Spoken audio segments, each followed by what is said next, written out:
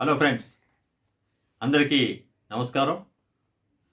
ఆంధ్రప్రదేశ్ రాష్ట్రంలో ముఖ్యమంత్రి గౌరవనీయులు చంద్రబాబు నాయుడు గారు శనివారం నాడు ఆర్థిక మంత్రి గారితో మిగతా ఆర్థిక శాఖ అధికారులు సిఎస్ గారితో సమావేశం ఏర్పాటు చేసి రాష్ట్రంలోని వివిధ వర్గాలకి సుమారు 6,700 కోట్లు బకాయిలు చెల్లించాలని చెప్పి నిర్ణయించడం జరిగింది.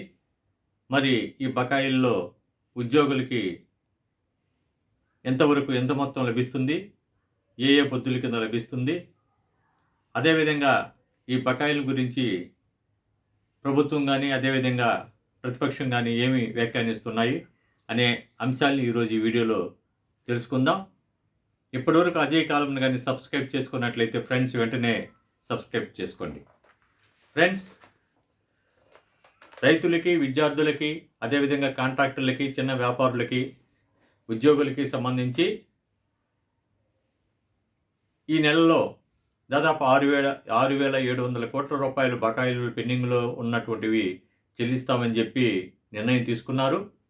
అందుకు సంబంధించి ఉద్యోగస్తులకి జీపీఎఫ్ బకాయిలకు సంబంధించి 519 కోట్లు, అదేవిధంగా పోలీస్ శాఖలో పోలీసులకు మాత్రమే, వివిధ శాఖలు కాకుండా ఓన్లీ పోలీసులకు మాత్రమే సరెండర్ లీవ్ని ఒక విడత మొత్తం 214 కోట్లు, సిపిఎస్ ఉద్యోగులకు చెల్లించాల్సినటువంటి ప్రభుత్వం జమ చేయాల్సినటువంటి మొత్తాల్లో 300 కోట్లు, టీడీఎస్ కింద 265 కోట్లు, వివిధ ఆఫీసుల నిర్వహణకు సంబంధించి 366 కోట్లు, ఎన్టీఆర్ వైద్య సేవకి 400 కోట్లు, ఔషధాలకు సంబంధించి 100 కోట్లు, అదేవిధంగా విద్యార్థులకి, రైతులకి, కాంట్రాక్టర్లకి అంతా కలిపి కూడా 6,700 కోట్లు చెల్లించవాలని చెప్పి నిర్ణయించారు.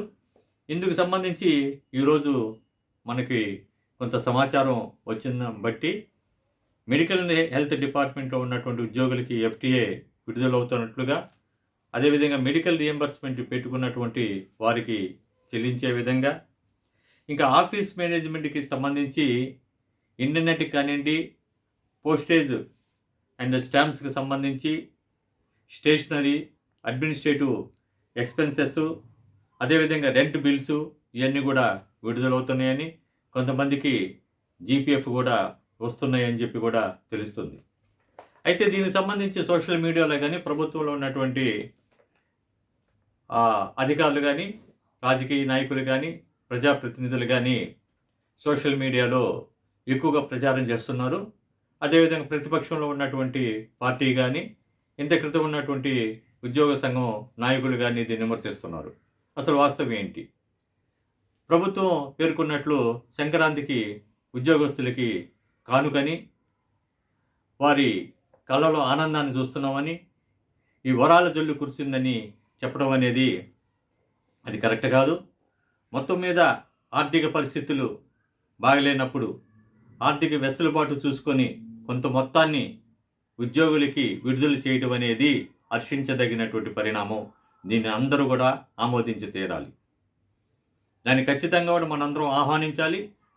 ఇదే వరవడి కొనసాగించి మిగతా నెలల్లో కూడా ఈ బకాయిలన్నీ చెల్లించి కంప్లీట్ చేయాలని కూడా ఆశిస్తున్నాం.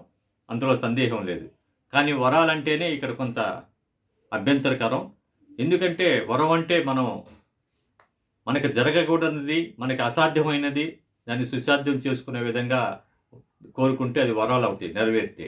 అంటే ఒక కుటుంబంలో ఒక అబ్బాయికి ఉద్యోగం రావటము, లేకపోతే ఒక బిడ్డకి వివాహం కావటము, అదేవిధంగా ఏదైనా వారు కోరుకునేటువంటి వర్కులు లభించటము, అటువంటి వరాలు అవుతాయి. అంతేగాని మన దగ్గర ఉన్నటువంటి డబ్బుని ఏరే అతనికి అప్పిచ్చి 5 సంవత్సరాలు ఆగి వడ్డీ లేకుండా అప్పు మనకి చెల్లిస్తే అది మనకి వరం అవుతుందా, లేకపోతే కానుక అవుతుందా?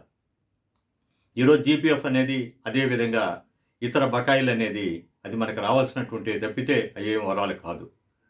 అదేవిధంగా ఒక ఉద్యోగ సంఘం నాయకుడు అన్నట్లు ఏమి కూడా 2,500 కోట్ల రూపాయలు, 25,000 కోట్ల రూపాయలు బకాయిలు ఉంటే కేవలం 1,300-1,500 కోట్ల రూపాయలు చెల్లించి ఈ ప్రభుత్వం మోసం చేస్తుంది. వాళ్ళకి ఇవ్వాల్సినటువంటి పిఆర్సీ బకాయిలలో అవన్నీ ఇవ్వలేదు, వాళ్ళకి ఇవ్వాల్సినటువంటి డిఏ అరియర్స్ ఇవ్వలేదు, వాళ్ళకి ఇవ్వాల్సినటువంటి డిఏలు ఇవ్వలేదని ఈరోజు గొంతెత్తి అరుస్తున్నాడు. మరి 5 సంవత్సరాల కాలంలోనే వచ్చిన బకాయిలు ఇలా, లేకపోతే 6 నెలల కాలంలో ఏర్పడిన బకాయిలు అనేది కూడా మనం ఆలోచించాలి. 5 సంవత్సరాలు నువ్వు పేరబెట్టుకొని ఉద్యోగస్తులకు ఇవ్వాల్సినటువంటి ఇవ్వకుండా తిరోగమని పిఆర్సీని ఇచ్చి వారు ఐఆర్ని కన్నా కూడా పిఆర్సీ ఫిట్మెంట్ తగ్గించినప్పుడు నోరు మెదపని నాయకులు ఈరోజు ఈ ప్రభుత్వాన్ని విమర్శించేటువంటి అర్హత వాళ్ళకి లేదు. కాబట్టి అధికార పక్షం ఇదేదో సాధించామని చెప్పుకున్నా, ప్రతిపక్షం ఏమీ లేదని చెప్పుకున్నా కూడా రెండు కరెక్ట్ కాదు. ఒక ప్రారంభం అయితే జరిగింది, ఒక అడుగైతే ముందుకు పడింది. మనం దాన్ని ఆహ్వానించాల్సిన అవసరం ఉంది, దాన్ని మనం ప్రోత్సహించాల్సిన అవసరం ఉంది. అందువల్ల ఇదే ఒరవడిలో ఉద్యోగస్తులందరికీ కూడా సమస్యలను కూడా ఈ ప్రభుత్వం పరిష్కరించాలని చెప్పి కోరుకుంటాం. అయితే ఇప్పుడు కూడా ఏ ప్రభుత్వం వచ్చినా కూడా పెన్షనర్లకి ఎవరు సహాయం చేసేవాళ్ళు లేరు. ఇప్పుడు వీళ్ళు ప్రకటించినటువంటి బకాయిలలో పెన్షన్లకు సంబంధించి ఏమీ లేవు. పెన్షన్లకి 2018 జూలై, 2019 జనవరి డిఏ బకాయిలు రావాలా, అవి తెలుగుదేశం ప్రభుత్వంలోనే ఏర్పడినటువంటి బకాయిలయ్యి. అదేవిధంగా సరెండర్లు డిఫరెన్సెస్ కూడా వాళ్ళకి ఇవ్వాలా, కానీ ఆ బిల్లులు కూడా వాళ్ళకి వెళ్ళలేదు.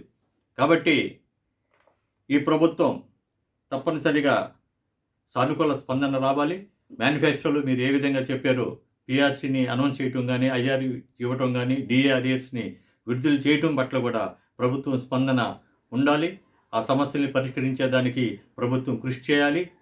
తప్పనిసరిగా ఉద్యోగస్తుల అభిమానాన్ని మీరు పొందుతారని చెప్పి ఈ డిమాండ్లన్నింటిని కూడా మీరు పరిష్కరించాలని ఫ్రెండ్స్, ఈ వీడియోని మీ మిత్రులందరూ కూడా షేర్ చేయండి, లైక్ చేయండి. మరిన్ని వీడియోలతో మీ ముందుకు వస్తాను. ఇట్లు మీ అజయ్ కుమార్.